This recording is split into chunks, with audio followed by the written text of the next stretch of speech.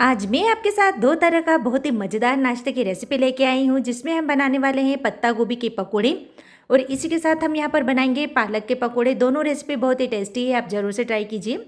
चलिए बनाते हैं पत्ता गोभी का पकोड़ा। इस टेस्टी नाश्ते को बनाने के लिए मैंने यहाँ पर ली है एक पत्ता गोभी। वजन में देखें तो ये आधा किलो है, लेकिन मैं यहाँ पर पूरी पत्ता गोभी का यूज़ नहीं कर रही हूँ, केवल मैं यहाँ पर आधा ही पत्ता गोभी का यूज़ करूँगी। तो यहाँ पर देखिए आधा मैंने काट लिया है और अब हम क्या करेंगे, इसके बिल्कुल बारीक बारीक लच्छों में कट करेंगे। यानी इसके जो लच्छे हैं ना, हमें लंबे और पतले पतले चाहिए। वैसे आप चाहे तो यहाँ पर पोटैटो स्लाइसर का भी यूज़ कर सकते हो, उससे भी ये काम आसान हो जाएगा। तो इसके जितने पतले लच्छे होंगे ना, खाने में उतने ही टेस्टी लगेंगे, साथ ही जो नाश्ता है दिखने में भी बढ़िया लगेगा। चलिए अब इस पत्ता गोभी को डाल देते हैं हम किसी बड़े बर्तन में। तो इसी के साथ मैं यहाँ पर डाल रही हूँ 2 प्याज, जिसे मैंने बिल्कुल बारीक लच्छों में कट कर लिया है। यानी प्याज को भी हमें यहाँ पर बिल्कुल पतला और लंबाई में काटना है। और अब हम इसमें डाल देते हैं एक गाजर, जिसे मैंने ग्रेटर से ग्रेट कर लिया है। और इसी के साथ मैंने यहाँ पर एक आलू लिया है, आलू को भी मैंने कद्दूकस कर लिया है।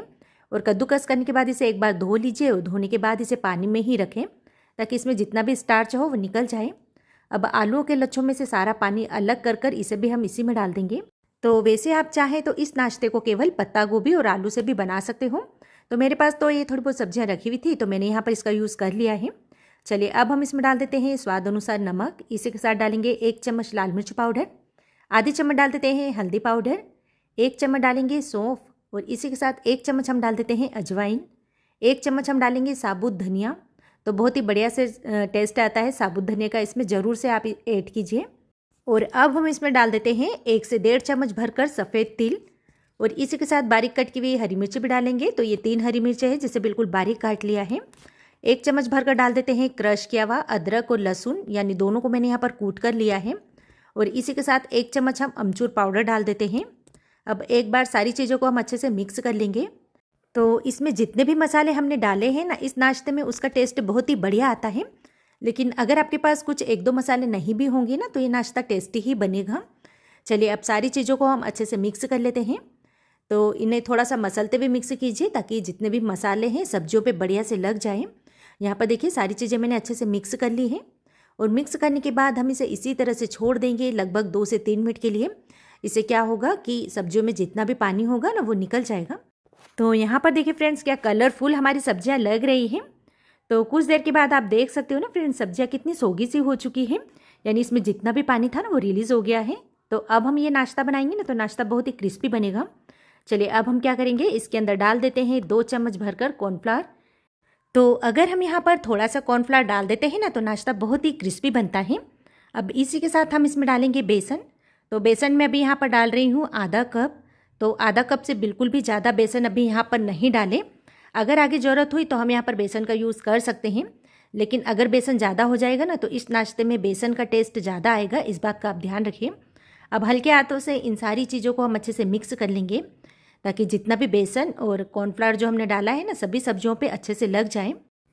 तो अगर आपके पास कॉर्नफ्लावर नहीं है, तो फिर आप यहाँ पर अरारोट पाउडर का यूज़ कर सकते हो, या फिर चाहे तो थोड़ा सा चावल का आटा डाल दीजिए, या थोड़े से पोहे को मिक्सी जार में पीस कर भी आप यहाँ पर डाल सकते हो। तो इससे क्या होगा, ये जो नाश्ता है ना, बहुत ही क्रिस्पी बनेगा। अब यहाँ पर देखिए सारी चीज़ों को मैंने बढ़िया से मिक्स कर लिया है, और इस तरह से चिपचिपा सा डो हमारा बनकर तैयार हो गया है। तो बस आधा कप से ज़्यादा मैंने यहाँ पर बेसन का यूज़ नहीं किया है। चलिए अब हम इसमें डाल देते हैं बारीक कट की हुई धनिया पत्ती। तो धनिया पत्ती को आप बाद में ही डालें, सब्जियों के साथ नहीं डालें। अगर आप सब्जियों के साथ डालेंगे ना, तो धनिया पत्ती अपना कलर भी चेंज कर देगी और बहुत ज़्यादा सोगी सी हो जाएगी। और इस समय डालेंगे तो धनिया पत्ती का कलर भी बढ़िया रहेगा। यहाँ पर देखिए एक बार फिर से मैंने इन्हें अच्छे से मिक्स कर लिया है। अब हाथों को एक बार अच्छे से क्लीन कर लेते हैं, और हाथों पे थोड़ा सा आप तेल लगा लीजिए। और अब हम इसे शेप देंगे, तो बस थोड़ा थोड़ा पोर्शन लेते जाते हैं, और इस तरह से हम इसे टिकिया वाला शेप देते जाते हैं। ये देखिए, तो आप देख सकते हो ना फ्रेंड्स, ये जो डो है कितना लूज़ है। अगर ये जो डो है ना थोड़ा ढीला रहेगा ना, तो ये नाश्ते में सब्जियों का टेस्ट बढ़िया से आएगा। और अगर आप बेसन ज़्यादा डाल दोगे तो फिर बेसन का ही टेस्ट आएगा। तो बस इसी तरह से हम यहाँ पर बाकी बचे हुए भी बनाकर तैयार कर लेंगे। तो एक बार हम सारे इस तरह से शेप देकर रख लेंगे, और फिर हम इन्हें फ्राई करेंगे। तेल जब अच्छे से गर्म हो जाए, इसके बाद हम यहाँ पर एक एक उठाते हुए नाश्ता डाल देंगे, क्योंकि ये जो नाश्ता है ना बहुत ही हल्का है, यानी बेसन का यूज़ हमने कम किया है। अगर आप ठंडे तेल में डालोगे ना, तो बहुत ज़्यादा ऑयली हो जाएगा। अभी गैस का फ्लेम मैंने हाई रखा हुआ है, और कुछ देर हम इसे इसी तरह से फ्राई होने देंगे। और एक तरफ से जैसे ही थोड़े से फ्राई हो जाएंगे इसके बाद हम इनकी साइड चेंज कर देंगे। और जब आप पलट दें इसके बाद गैस का फ्लेम बिल्कुल लो कर दीजिए ताकि दोनों तरफ से बढ़िया से पक जाए। पलट करते हुए बढ़िया से फ्राई कर लेंगे जब तक कि बाहर से अच्छे से क्रिस्पी नहीं लगने लग जाते। तो आप देख सकते हो ना फ्रेंड्स, तेल में ये क्या बढ़िया से फूल कर ऊपर आ गए हैं। यही इंडिकेशन है कि ये जो नाश्ता है ना बहुत ही हल्का फुल्का और बहुत ही क्रिस्पी बनने वाला है। अब आप देख सकते हो ना फ्रेंड्स, क्या मज़ेदार और क्या क्रिस्पी हमारे यहाँ पर नाश्ता लग रहा है। चलिए इन्हें बाहर निकाल लेते हैं। तो आज की मज़ेदार रेसिपी आपको कैसी लगी कमेंट बॉक्स में ज़रूर से बताइए। और अगर रेसिपी पसंद आ रही तो प्लीज़ अपने फ्रेंड्स एंड फैमिली ग्रुप में मेरी इस रेसिपी को ज़रूर से शेयर कीजिए। चलिए अब हम बनाते हैं हमारे दूसरी तरह के पकोड़े, और ये है पालक के पकोड़े। इसे बनाने के लिए मैंने यहाँ पर 250 ग्राम पालक ली है। पालक को मैंने अच्छे से साफ़ कर लिया है और साफ़ करने के बाद 2 से 3 बार धो लिया है। अब पालक को हमें यहाँ पर कट करना होगा। तो देखिए पालक को हमें यहाँ पर बहुत ज़्यादा पतला भी नहीं काटना है, हल्का सा पालक को मोटा ही रखेंगे जिससे जो पकोड़े हैं ना बहुत ही क्रिस्पी बनेंगे। तो यहाँ पर देखिए फ्रेंड्स, सारे पालक को मैंने अच्छे से काट लिया है। चलिए एक मिक्सिंग बोल लेते हैं और इसके अंदर डाल देते हैं ये कटा हुआ पालक। तो पालक के साथ में यहाँ पर प्याज का भी यूज़ कर रही हूँ, यानी प्याज और पालक मिक्स हम यहाँ पर पकोड़ा बना रहे हैं। लेकिन अगर आप प्याज नहीं खाते हो तो इसे स्किप भी कर सकते हो, लेकिन कोई से भी पकोड़े हो ना उसमें प्याज का टेस्ट बहुत ही बढ़िया से आता है। तो 2 प्याज को मैंने यहाँ पर इसी तरह से कट कर लिया है और इस तरह से इनके लच्छों को खोल लेते हैं ताकि पकोड़े में ये भी बढ़िया से क्रिस्पी हो जाए। और इन्हें भी हम डाल देते हैं इसी मिक्सिंग बोल में। चलिए अब हम यहाँ पर कुछ बेसिक से मसाले डालेंगे। जैसे 1 चम्मच में डाल रही हूँ नमक, आप अपने स्वाद अनुसार डाल लीजिए। इसी के साथ 1 चम्मच डालेंगे लाल मिर्च पाउडर, आधी चम्मच डाल देते हैं हल्दी पाउडर, 1 चम्मच डालेंगे सौंफ, बहुत ही बढ़िया से टेस्ट आता है, सौंफ को आप जरूर से डालिए। और 1 ही चम्मच हम यहाँ पर अजवाइन डाल देते हैं। इसी के साथ 3 चम्मच में यहाँ पर डाल रही हूँ सफ़ेद तिल, तो बहुत ही क्रंचीनेस रहता है, आप ज़रूर से ऐड कीजिए। और आधी चम्मच डाल देंगे काश्मीरी लाल मिर्च पाउडर, इससे कलर बहुत ही बढ़िया से आएगा। 1/4 टीस्पून हम इसमें डाल देते हैं हींग, और 1 इंच मैंने अदरक को क्रश कर लिया है, ये भी इसमें डालेंगे। इसी के साथ 7 से 8 लहसुन की कलियाँ को मैंने कूट लिया है। आप चाहें तो यहाँ पर अदरक और लहसुन का पेस्ट भी डाल सकते हो, इसकी जगह पर 3 हरी मिर्च डालेंगे बारीक कटी हुई। अब इन सारी चीज़ों को हम बढ़िया से मिक्स कर लेंगे। तो फ्रेंड्स आप चाहे तो यहाँ पर थोड़ा सा अमचूर पाउडर का भी यूज़ कर सकते हो या फिर नींबू का रस भी डाल सकते हो अगर आपको थोड़ा सा खट्टा टेस्ट पसंद हो तो यहाँ पर देखिए हल्के हाथों से ही मैं इसे मिक्स कर रही हूँ, यानी पालक को हमें बहुत ज़्यादा श्रिंक बिल्कुल भी नहीं करना है।